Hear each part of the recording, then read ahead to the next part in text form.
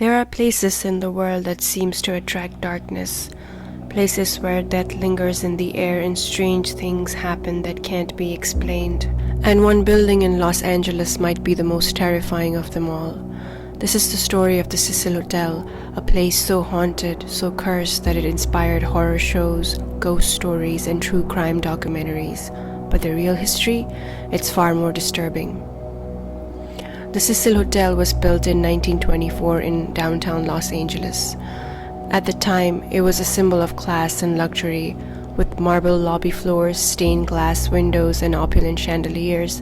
It was meant to host business travelers, tourists, and high-end guests. But just a few years after opening, the Great Depression hit. Downtown LA began to change, and so did the hotel's fate. The Cecil slowly deteriorated, both in appearance and reputation. By the 1940s, it was surrounded by what became known as Skid Row, an area filled with poverty, crime, and addiction, and inside the hotel, things were just as grim. The first known suicide at the Cecil happened in 1931 when a man named W.K. Norton checked in under a fake name and took poison in his room. It didn't stop there. Over the next several decades, dozens of guests died by suicide, often leaping from upper floors or overdosing behind closed doors. Some of them left no notes, some were never even identified. One woman reportedly landed on a pedestrian who was walking outside, killing them both instantly. People started calling it the Suicide Hotel, but as disturbing as that is, it wasn't the worst. In the 1980s, a man named Richard Ramirez, also known as the Night Stalker, checked into the Cecil.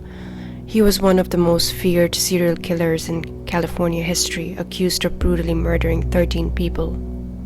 According to hotel staff, Ramirez would return at night covered in blood and simply toss his clothes in the dumpster behind the hotel before heading in his room on the 14th floor, completely unnoticed. Another serial killer, Jag Unterweger, stayed at the Cecil in the 1990s. He was a journalist at the time, supposedly researching crime in the area, but in reality he was murdering women just like Ramirez. 2 serial killers, 1 hotel. Coincidence? Or something darker? Then came the story that made the Cecil world famous in modern times. Elisa Lam was a 21-year-old Canadian student traveling solo through California in 2013. She was last seen in the hotel lobby on January 31st. For days, she was missing. Then police released a security video from inside the hotel elevator and it went viral. In the footage, Elisa appears to be acting strange, pressing multiple buttons, stepping in and out of the elevator, waving her arms and hiding in the corner like someone's chasing her, even though no one else appears on the screen. The internet exploded with theories. Was she being followed? Was it a mental health crisis? Was something paranormal going on? Then 2 weeks later, hotel guests started complaining about water pressure and even odd-tasting water. That's when hotel staff checked the rooftop water tank and found Elisa's body inside. Fully clothed, floating in the tank, the hatch was closed from the outside. To this day, no one knows how she got up there.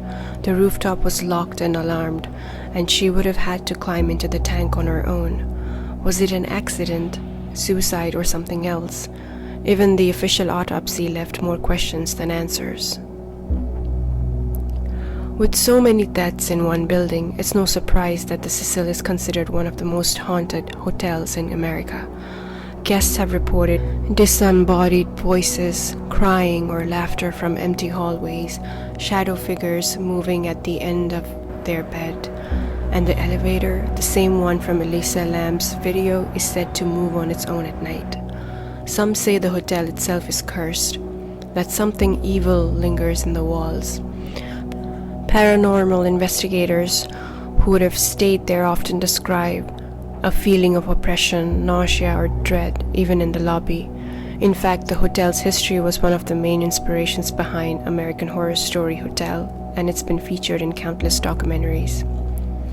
In the 2017, the Cecil was officially shut down. Then, in 2021, it reopened under a new name, the Stay On Main Hotel, in an attempt to distance itself from its bloody past. But even with a new name, people still remember. Tourists still ask to see the elevator, ghost hunters still try to sneak in at night, and many believe that the energy inside Cecil can never truly be cleansed. Because when a place holds that much tragedy, it doesn't just vanish, it stays. So what do you think? Is the Cecil Hotel truly haunted, or is it just a tragic product of decades of violence, poverty, and pain? Maybe it's both. Maybe some places are just different. They absorb the darkness around them, they remember, they whisper in the walls. This was the story of the Cecil Hotel, a place where some checked in and never left. If you found this story chilling, subscribe for more true horror, real crimes, and forgotten history. What case should I cover next? Drop your suggestions in the comment below, but remember, sometimes the scariest stories are the ones that actually happened.